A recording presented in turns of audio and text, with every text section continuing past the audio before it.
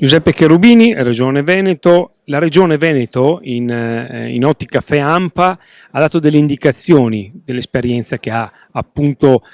vissuto e gestito in ottica FEAMP.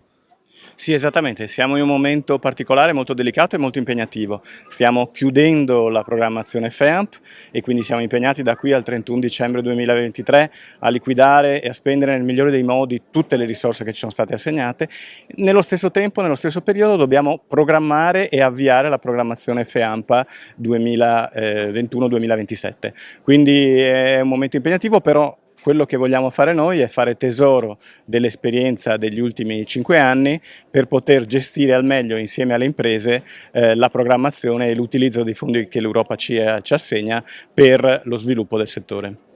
Domani ci sarà l'ultima giornata conclusiva a Venezia, però quello che si è visto in questi 3 giorni di Stati Generali della pesca del Veneto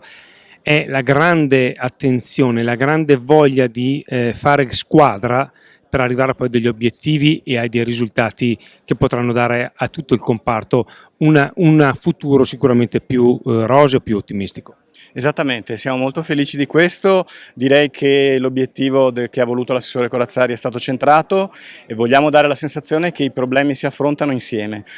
a tutti i livelli, dalle imprese all'amministrazione regionale, al Ministero, e la presenza qui della dottoressa Iacovoni e domani del dottor Rigillo ci aiuta molto, il Ministero per le politiche agricole, all'Unione Europea, domani avremo la direttrice generale della DG Mare della Commissione Europea, quindi siamo molto contenti, l'idea è proprio questa, i problemi si risolvono se vanno affrontati insieme a tutti i livelli.